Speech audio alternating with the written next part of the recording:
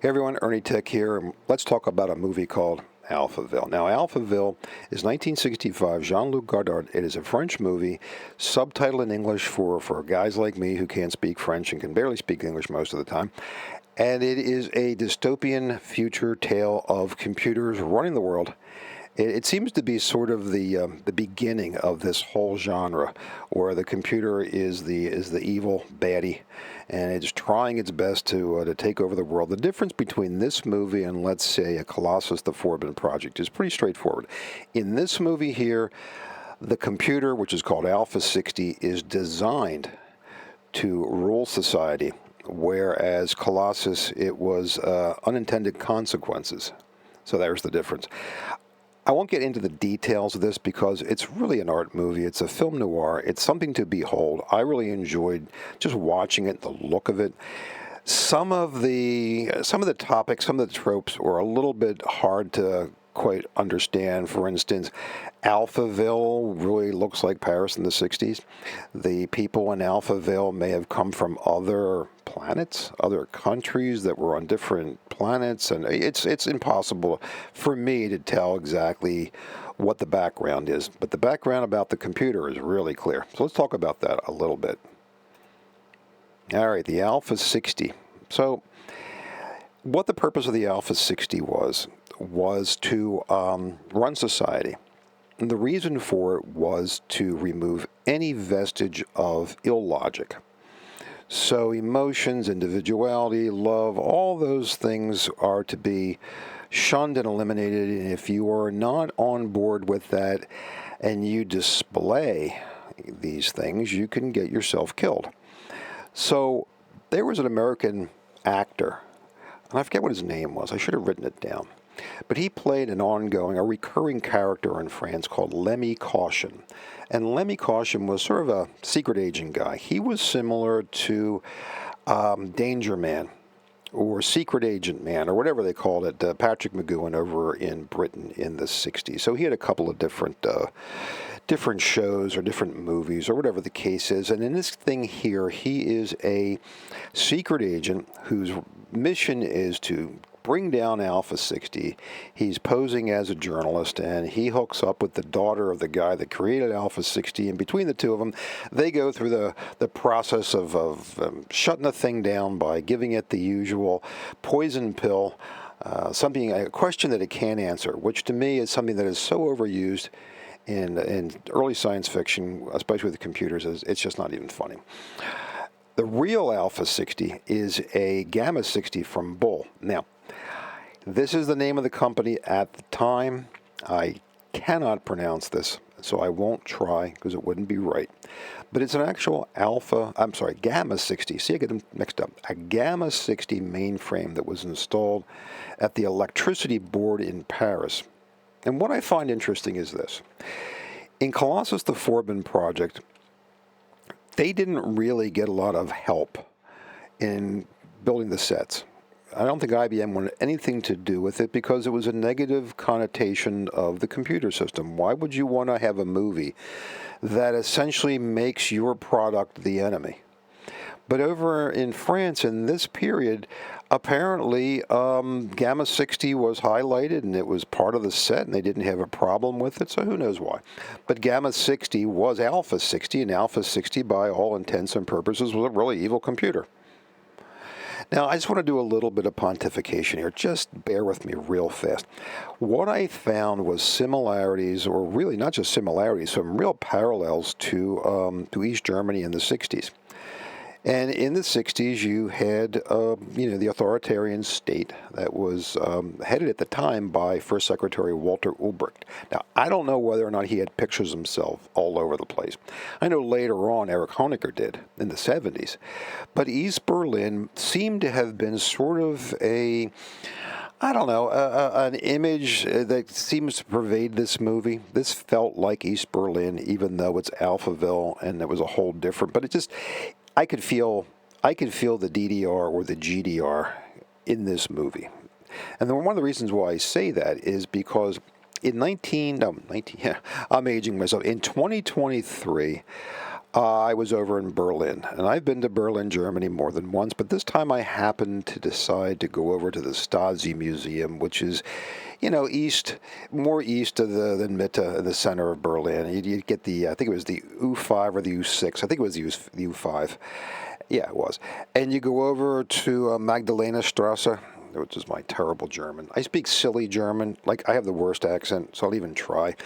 And right there is the Stasi Museum, just about a block in, and it looks like time stood still, except for some of the educational things and placards around.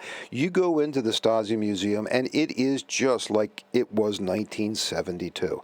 It is eerie as get out, but this is the parallel that I found. So they have pictures and exhibits and all sorts of stuff, and one of them was a guy who worked for the regime. He worked as an employee of the museum, or not the museum at the time, but the Stasi, and his job was to take care of all of the recording devices. He had tape decks and all sorts of stuff going on. It was very analog. In Alphaville, as the computer is questioning Lemmy Caution, who's going by a different name, you have another technician who is completely uninterested in the actual wording. He doesn't care about the questions. He's there to make sure the equipment works. So I saw that, and I remember when I was over at the Stasi Museum, I said, well, look, this is I can feel this. Obviously, this is a lot later. This is the 60s, this is the 70s, but still, at the time, there were parallels to this. I found that really interesting. Like I said, like in Alphaville, the technicians faithfully attended to the machinations of the regime. All right, let's talk about the computer. I'd like you guys to help me out here, because I don't think any of these things ever made it to this side of the pond. I don't think there were any bull gamma 60s or any bull gamma anythings over here. There weren't that many in Europe, let alone anywhere else, because they were complicated, they were costly, they were heavy, they were hot. They had a lot of equipment. There was a lot of technical challenges to the installation. I actually read one of the articles about how it was installed at the electric company or whatever it was in Paris. It was a big deal. It took a long time, and cranes and taking walls out of the face of the building and lifting. It was something to behold. So this thing was a very complicated, expensive, and costly machine, and so it didn't compete well with the IBM or the UNIVAC offerings at the time. So there weren't too many of them, and I'd like to know a little bit about them, get some more information, which I will definitely dig into. One of the things that I found very interesting is that the impedances of the distances between the equipment was so high that the transistor level voltages depleted before they really got to where they needed to go. So they had amplifiers, and the amplifiers were tubes. They were vacuum tube amplifiers. So right off the bat, everything that you needed was creating heat. So the need for vacuum tubes, the current draw, the heat, and all these different things sort of negated the benefits in some respects of being all transistorized. What did it compete with? Well, this is what it competed with. Obviously, the IBM 360, the British ICT. Now, there are at least one emulator that I found on the internet, and I'd like to do something with this sometime in the future.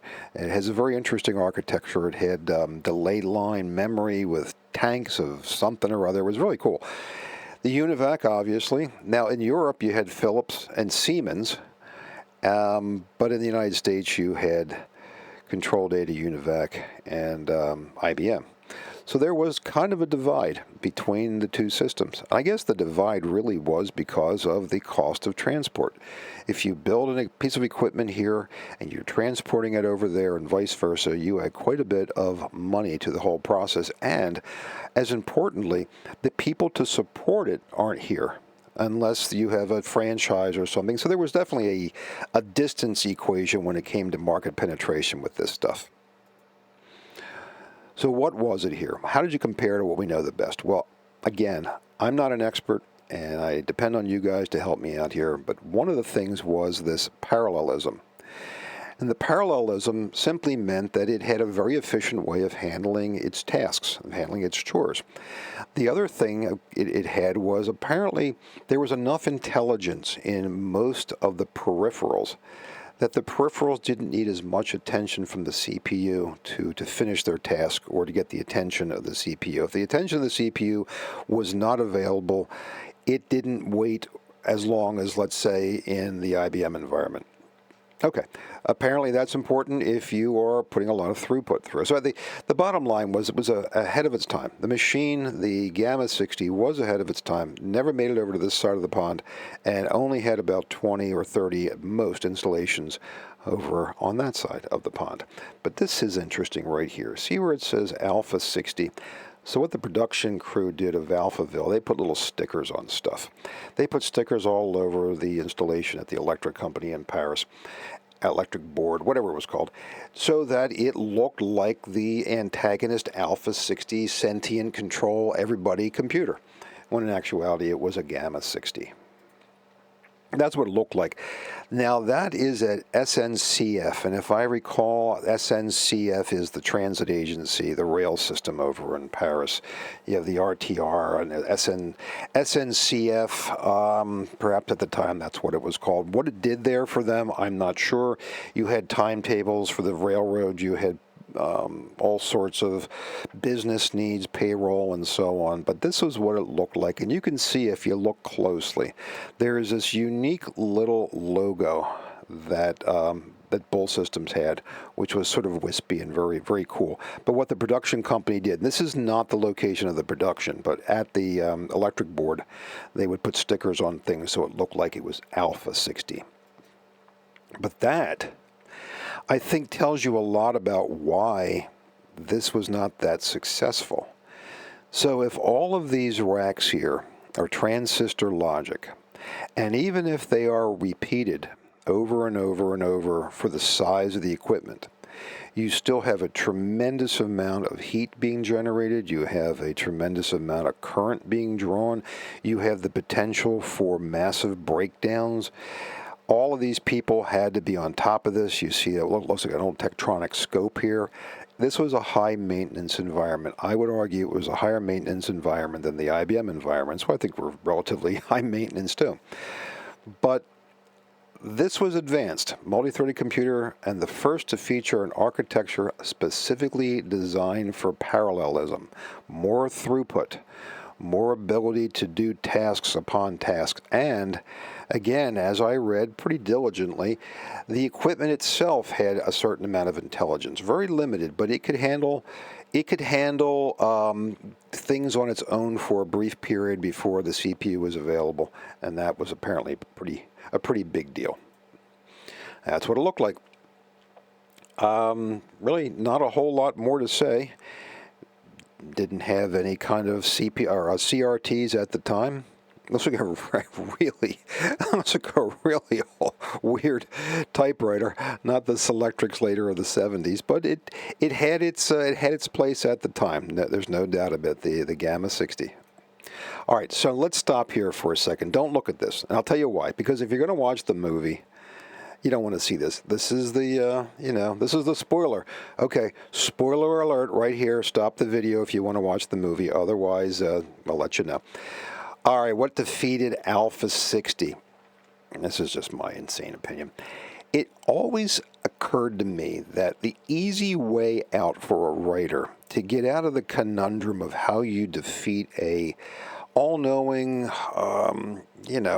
antagonistic, omnipotent computer system is the old give it a question that it can't answer.